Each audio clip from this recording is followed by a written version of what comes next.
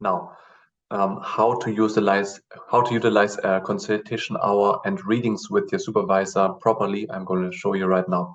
So professors and lecturers, they can give you a ton of information. They are really like they have a wealth of knowledge, and they can share a lot of their life experience as well as, of course, study experience and insights, and they can share it very quickly because they're doing these things all the time. However, these are the people who are very hard to come by because they're chronically short of time and they're very hard to meet. So it's really like sort of very frustrating because you want to know what they all have to share. However, it's so difficult to even get hold of them. And even maybe to just write them an email, they might not answer for a few weeks because it's so difficult for them nowadays. Now, how can you, if you have a meeting with them, how can you do this in a very productive manner so that you get the most out of it? And also remember this, I'm going to show you right now. In this way, you want to, 2 steps. Number 1 is prepare in advance. Prepare in advance if you go into a consultation hour so that you have your questions, you thought through these questions already. And when you go into these consultation hours, or well, hours, oftentimes it's even just like 10 minutes, then you have already your preset questions and you have thought about it, and you don't start thinking in the consultation hour and wasting your time and wasting the time of your lecturer. So prepare in advance. The second step, and this is sort of a ninja hack, but there is a small disclaimer which I will mention afterwards. Record the meeting. So how can you record the meeting? For example, you use your phone, and in this phone you use the recording function. You press the recording button. So the recording is running right now. So switch the phone off. You turn it around so that the speaker's upside down. And for example, me, it worked always quite well. Put it in my pocket and went into the recording. Now, why do I want to record? Because I can't write down these things as fast as they tell me, because for them they've talked about these things so many times, maybe 10,000 times. Okay, it's slightly over exaggerated, but they've talked about these things so many times. For them it's like this, and the answer is very clear. You ask the question, they have heard the question maybe 100 times, and in the middle of the question they even start answering because the answer is already clear. You do this, you do A, B, C, D, E. But for you, everything's you hear the first time, you can't remember, of course, everything. And you just go out and think, oh, I knew it, but now I can't. I don't know what he said. And I feel embarrassed to ask him again. And if I ask him, like, stop shops, I need to write this down, it takes too long of time. So what to do? You record everything with your prepared questions, you ask them, and you engage in the conversation. So you move the conversation proactively forward. So you get all the feedback what you want to have, and then 10 minutes is fine. 10 minutes you can ask already like 2-3 good questions, and then you move outside again, and since you have the recording, you go to the library directly, and in the library you transliterate whatever good advices the lecturer or your supervisor gave. And in this way, you can then find the specific sources. Maybe you have misunderstood. Maybe you have to like research what type of source he mentioned, so that you can write these things all down. And afterwards, again, and here's the disclaimer: this is not. Afterwards, you delete your message. So disclaimer: this is not to run an espionage campaign on your supervisor or your lecturer. Okay. If I did this, I didn't ask them prior to this for the permission to record. If you want to, you can. This would be the more proper way. But even then, I didn't bother about it because, like, why should I spend even 30 seconds or 1 minute asking them, like, if I can record the conversation? And because what I did usually, I recorded it, I went straight to the library, transliterated it, and within 24 hours or less, I deleted the audio because first of all, I'm German, so we have very strong data protection laws, and I abide by them as much as possible. But moreover, the audio, I never will listen to it again, and it just takes up space in my phone, which I don't want. I've written down my notes. I know what I need to know. I've written down what I need to know, and then instead of running through a 10-minute or 20 minutes conversation again, I just look at my notes. Within 30 seconds or 1 minute, I have a clear revision of what is the most important thing in order to move the ball forward with my semester paper or my thesis. Now, a specific example which I have in mind was when I was writing one of my, I think my 3rd or 4th semester paper. And this was then in my 5th semester. And I had no idea, I had a vague idea how I want to do something. I had a wish how I want to work, but I had no idea about the structure. Luckily, there was one guest lecturer there who was extremely knowledgeable. And luckily, since he was only a guest lecturer, he didn't have so much responsibilities as the other professors, as my main supervisor had. So I went to him.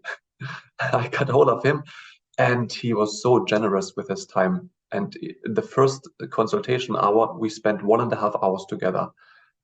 It was just a blessing, really, because he was so knowledgeable. But after like 5 minutes of, I tried to write everything down as he was speaking to me. But after 5 minutes, I just needed to switch on the recording because I noticed like he just knows too much. I just can't write so fast. And I want to also look at him in the eyes and also speak with him and ask him some questions.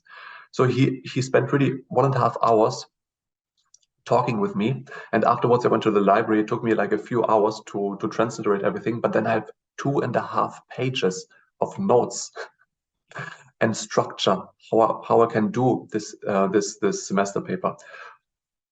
Once I revised them, I had a few questions about them, what about his approach, and I again went to him.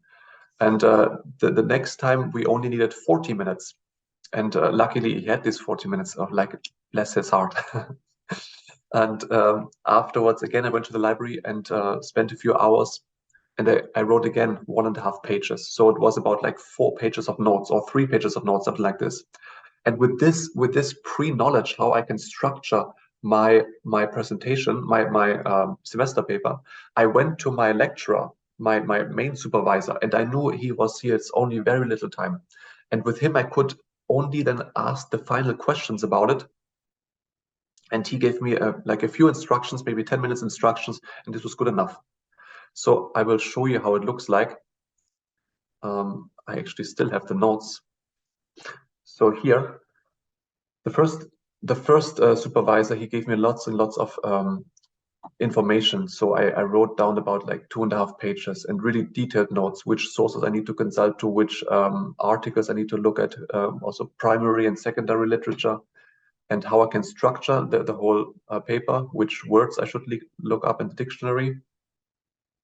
And then again, for the second time, I met him, and he even mentioned other people's approaches, and from a fellow student also. And again, I met with him, and I wrote down even more, or not even more, but additionally, I wrote down more things. And at last, I met with my supervisor, and here just a few instructions are necessary because I had all these other instructions and structure already written down. This was just icing on the cake. This was just the last guidance for me, which I needed. And basically, then I started to work. I made it like lots and lots of notes. Like I wanted to research about a certain terminology, and I was researching about other terminology as well. So in this way,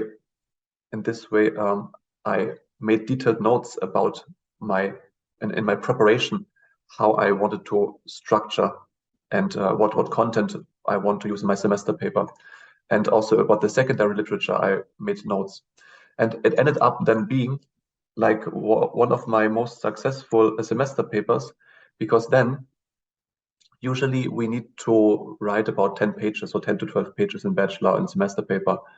Okay, I ended up writing 20. This was like half a bachelor thesis, but my supervisor allowed me to, by the way, to write a little bit more. And then it ended up to be a very good semester paper for bachelor, very nice structured, and I got 1,0, which is basically a straight A.